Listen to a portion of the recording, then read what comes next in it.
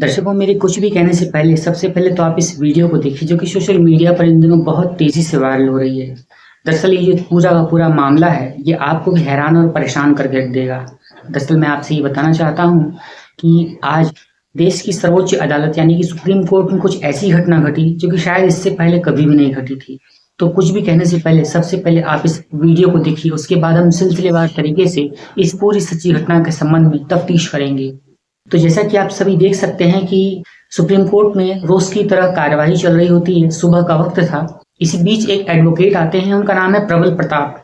प्रबल प्रताप आकर कोर्ट में अपनी बात रख रहे होते हैं और माननीय न्यायालय के न्यायाधीश जो थे वो वहीं पर उनकी बात को सुन रहे थे।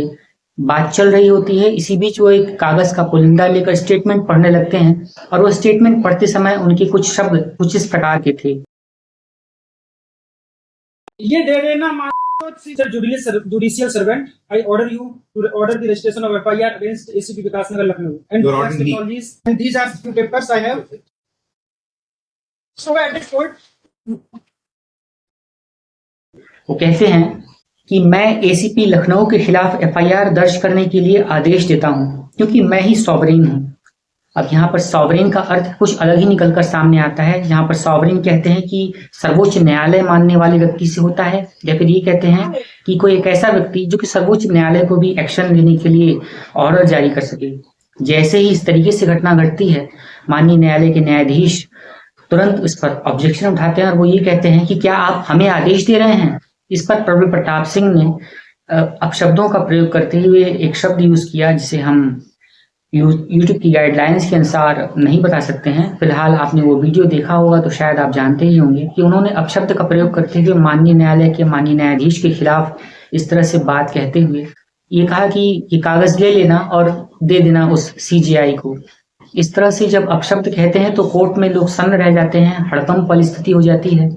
तत्काल जब वो कॉपी की पन्ने जो थे वो फेंकते हैं, जज की तरफ उठाकर फेंकते हैं, तो उसके बाद हड़कंप मच जाता है। तुरंत ही पुलिस वहां पर रहती है, वो तुरंत अरेस्ट कर लेती है और प्रबल प्रताप को वहां से लेकर के चली जाती है। अब इस तरीके से जब एक वीडियो सोशल मीडिया पर बहुत तेजी से वायरल होती है तो पूरा का पूरा सोशल मीडिया, यूथ और समाज दो धड़ों में बढ़ जाता है। यहाँ पर एक धड़ा ये कहता है कि यूथ हर चीज को फिल्मी सीन की तरह समझता है। वो सोचता है कि तुरंत चुटकी बजाया और तुरंत एक्शन हो गया, जबकि माननीय न्यायालय की कुछ कार्य प्रणाली होती है, उनका कुछ काम करने का तरीका होता है, बल्कि इस तरीके से पेश नहीं आना चाहिए। और वहीं कुछ लोगों का ये कहना है कि तारीख पर तारीख लेते लेते युवा और लोग इस तरीके से अब आजिज आ चुके हैं, त्रस्त हो चुके हैं कि वो अब इस तरीके की कार्रवाई को कर दे रहे हैं।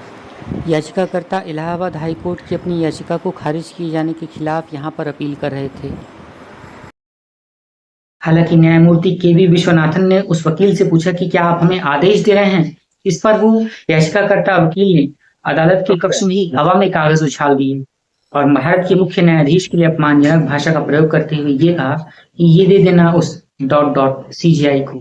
तो इस तरीके से एक अपशब्दों का प्रयोग करना किसी भी दृष्टि से सही नहीं कहा जा सकता है और न ही ये संवैधानिक भाषा का प्रयोग करने का कोई भी लहजा हुआ। ये अपशब्दों का प्रयोग करके किसी भी तरीके से इसे जायज नहीं ठहराया जा सकता।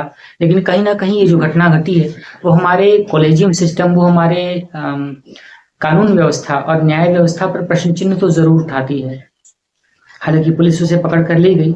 अब कुछ लोग ये कह रहे हैं कि सस्ती पब्लिसिटी के लिए किया जाने वाला एक पब्लिसिटी स्टंट था, तो कुछ लोग ये कह रहे हैं कि वो व्यक्ति इतना ज्यादा आजिज हो चुका था कि आज एट द एंड उसका शब्द का पारावार टूट पड़ा और उसने इस तरीके की घटना को अंजाम दे दिया। फिलहाल अब सच में न्यायालय जो है वो अपने सम्मान धीरे धीरे करके खोते चले जा रहे हैं और साल दर साल की जो लंबी न्यायिक प्रक्रियाएं हैं उन्हें जल्दी से जल्दी सॉल्व करने की जरूरत है। देश में आजकल बहुत सारे मामले, बहुत सारे कोर्ट्स में पेंडिंग पड़े हुए हैं, जहां पर दीवानी का मामला हो या फिर फौजदारी का, लंबित मामले कई साल पीढ़ी दर पीढ़ी चलते रहते हैं और उनका कोई फैसला कभी भी नहीं आ पाता। तो इस तरीके से जब घटना घटी है तो बहुत ही हड़कंप वाली स्थिति मच गई और पुलिस ने फिलहाल आरोपी वकील को हिरासत में ले लिया है और अब उस पर एक्शन होगा और कब एक्शन होगा, क्या एक्शन होगा, वो देखने वाला विषय होगा और उसके बारे में भी हम आप सभी को जरूर बताएंगे। तो दोस्तों, इस पूरी सच्ची घटनाक्रम को सुनाने का उद्देश्य माननीय न्यायालय के माननीय न्यायाधीश के प्रति उनकी अवमानना करना या किसी भी तरीके से उन्हें डिफेमिंग करना बिल्कुल भी नहीं है। बल्कि हम सभी से ये अपील करते हैं कि सभी कानून का पूरा सम्मान करें, न्याय व्यवस्था पर पूरा विश्वास रखें और इस तरीके से अपमानजनक शब्दों का प्रयोग करना न सिर्फ न्यायालय की न्याय व्यवस्था बल्कि सामाजिक व्यवहार के प्रति भी एक अशोभनीय तत्व है, एक अशोभनीय बात है जिसकी की हर तरीके से भर्त्सना की जानी चाहिए।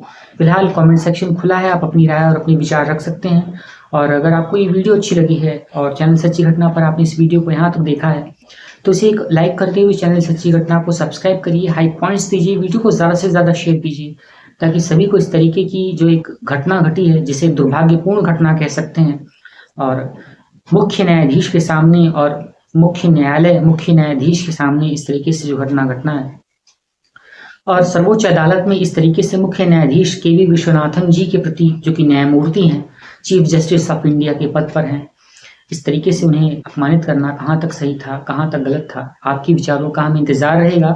वीडियो को यहाँ तक देखने के लिए आप सभी का बहुत बहुत धन्यवाद और देश दुनिया और जमीन की ताज़ा तरीन वारदातों के लिए आप सभी चैनल पर बने रहें। वीडियो को यहाँ तक देखने के लिए हम आप सभी का आभार प्रकट करते हैं। अगली वीडियो में फिर मिलते हैं। बहुत बहुत धन्यवाद।